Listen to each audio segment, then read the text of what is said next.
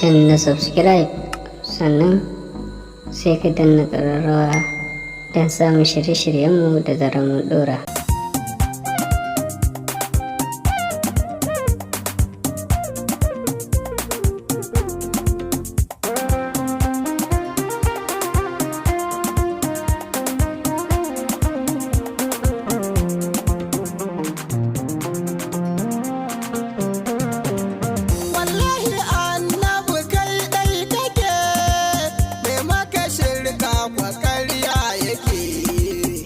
Assalamu alaikum warahmatullahi wabarakatuh ya ƴan uwa musu manzon Allah sallallahu alaihi wasallam.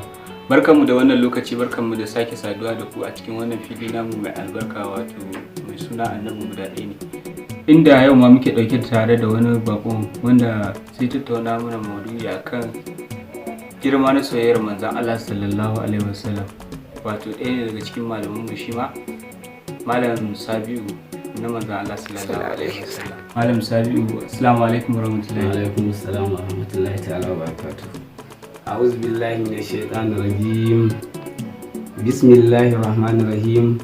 Wassalatu wassalamu ala rasulillah wa ala alihi wa sahbihi wa sallim taslima.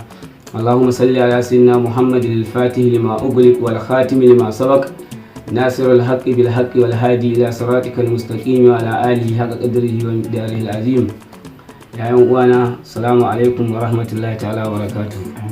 Ina farin ciki da wannan gayyata ta yin magana akan soyayyar manzo Allah sallallahu alaihi wasallama.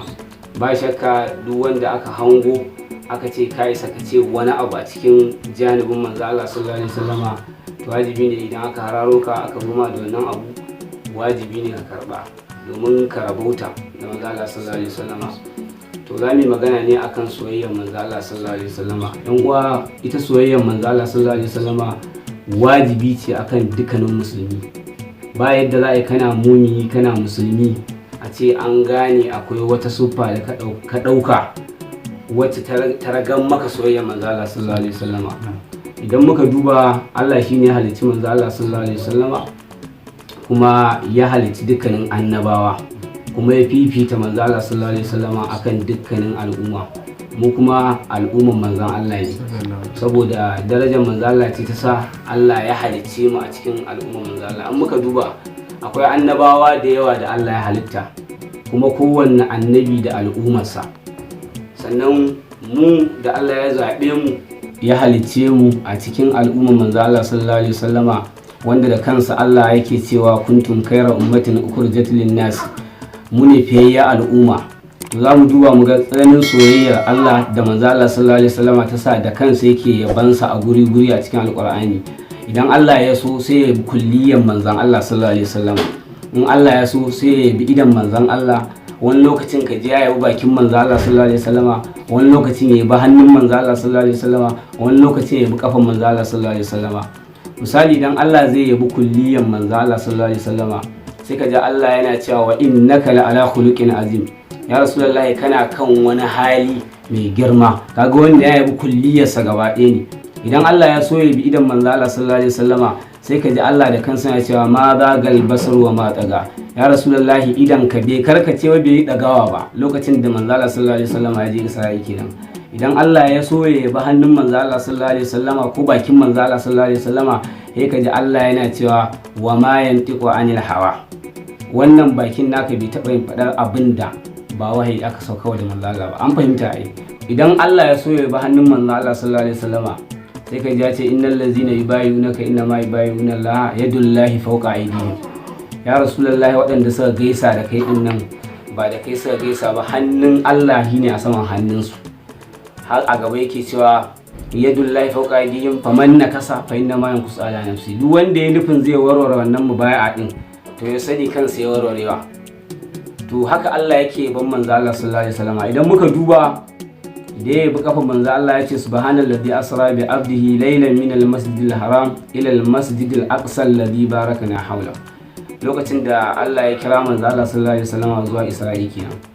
To idan muka duba ko manzo Allah yana cewa takhallaqu bi akhlaqillah, mu dabi'antu tasirantu da dabi'un ubangiji. To idan muka duba, Allah ya yabi manzo Allah sallallahu alaihi wasallama, to idan za mu ɗabi'anci din da yaban da manzon Allah ya yawa manzon Allah sallallahu alaihi wasallama mu ma sai mu yawa manzon Allah.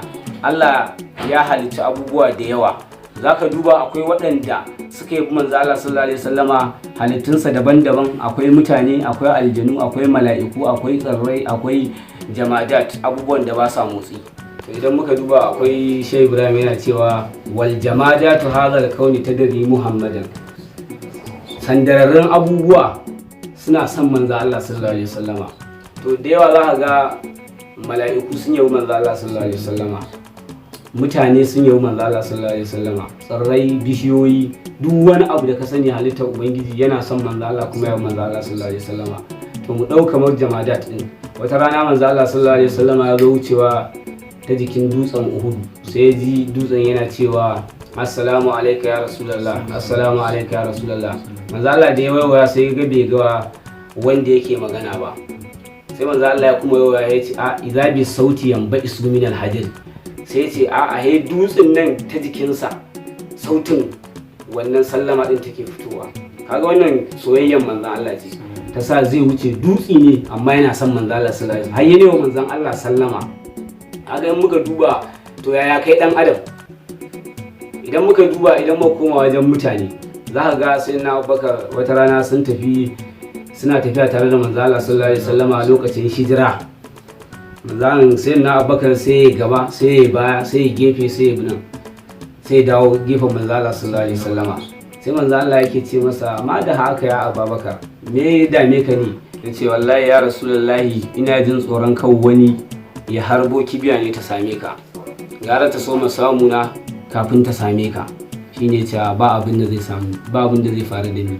Kaga sai na Abubakar kenan. Muka duba lokacin da suka shiga cikin kogo, sai na Abubakar ya yi yaga rigar jikinsa ya toshe duk wata kafa da take cikin wannan kogo din, sai wata kafa guda ɗaya ita ce bai toshe ba, sai ya sa kafarsa sai take wannan ramin.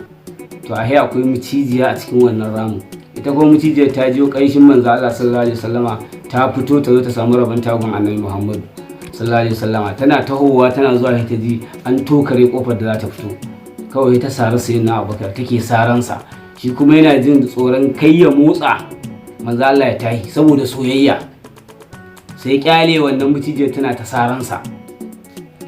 saransa har gumi ya karyo masa ya diga a jikin manzo Allah sallallahu alaihi wasallama.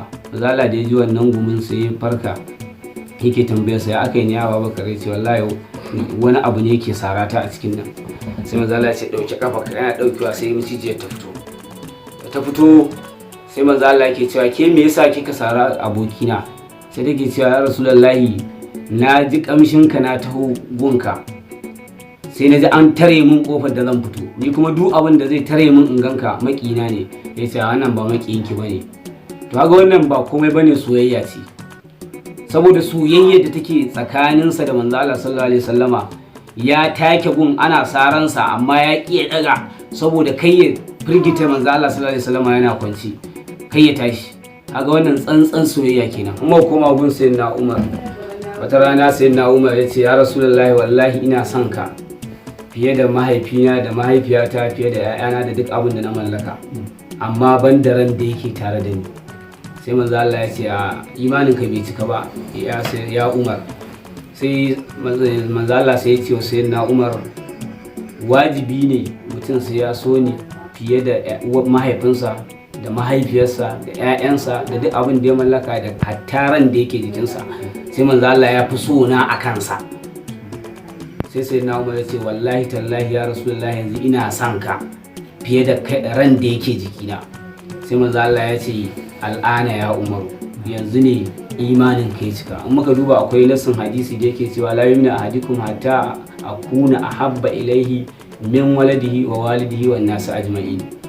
Wajibi ne soyayya ka ba ta cika ba sai ka so manzo Allah fiye da iyayenka, fiye da 'ya'yanka, fiye da dukiyoyinka da duk abin da ka mallaka, fiye da kai kanka, sannan soyayyarka da imaninka suka cika.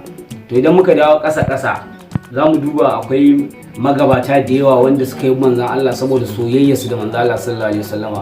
Akwai irin su Alfazazi, irin su Imamu Busiri, irin su Yusufu Nabahani, duk sun yi manzan Allah sallallahu alaihi wasallama. Idan muka duba kamar Shehu Nasir Kabara yana cewa qadiriyun fi diyari Kano tana hani min huddumuati tafizal amdadu adatahu wal kaunin nasi adatu. Yace ni wani mutum ne da nake zaune a wani bakadire ne da nake zaune a garin Kano.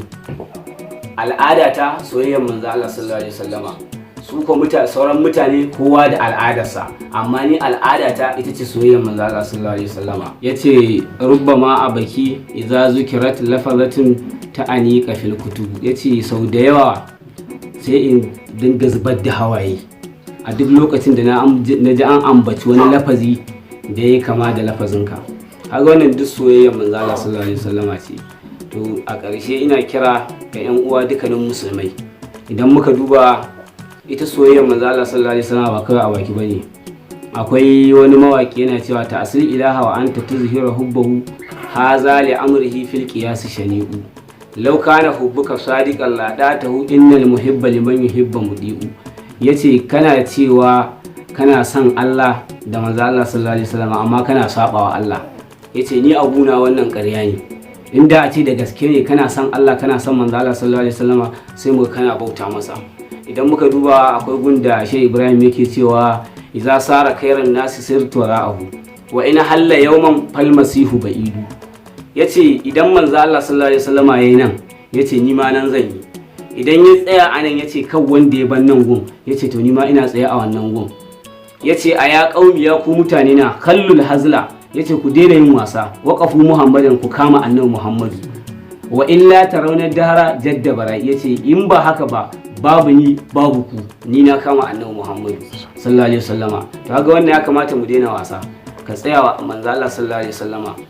Wannan rayuwa ba abin da ya rage illa soyayyar manzo Allah sallallahu alaihi wasallama. Na haka ya yan uwa ina kira da babban murya, wajibi ne mu tsaya wa soyayyar manzo Allah sallallahu alaihi wasallama. Mutukar kana so ka fita daga duniyar nan lafiya to ka dan fare manzo Allah sallallahu alaihi wasallama. aqulu qawli hadha wa astaghfirullaha li wa lakum yastaghfiruhu innahu huwal ghafurur rahim. Alhamdulillah, duka abin da ya sawaka kenan a cikin wannan shiri namu mai suna Annabi guda ɗaya ne, inda kuka ji mu tare da ɗaya daga cikin malamanmu Malam Sabi'u Muhammad sallallahu alaihi wasallam, inda ya faɗakar da mu ya kuma yi mana nasiha akan soyayyar manzon Allah sallallahu alaihi wasallam da kuma girmanta. Muna godiya malam, Allah ya saka da alkhairi, Allah ya ƙara ilimi mai amfani. Muna godiya, Allah ya saka da alkhairi. Assalamu alaikum wa rahmatullahi ta'ala wa barakatuh. Abin da ya sauka kenan a cikin wannan shiri na kenan mai suna Annabi guda ɗaya ne. Sai kuma satin gaba wadda za ku ji mu dauke da wani sabon shirin. Ni da na gabatar Sadi Muhammad Ahmad, wadda kuka fi sani na da Sadin Annabi Nasidi, nake muku sallama irin ta addinin musulunci. Assalamu alaikum wa rahmatullahi, sai kuma Allah ya ƙara sada mu da alkhairinsa. الحمد لله رب العالمين.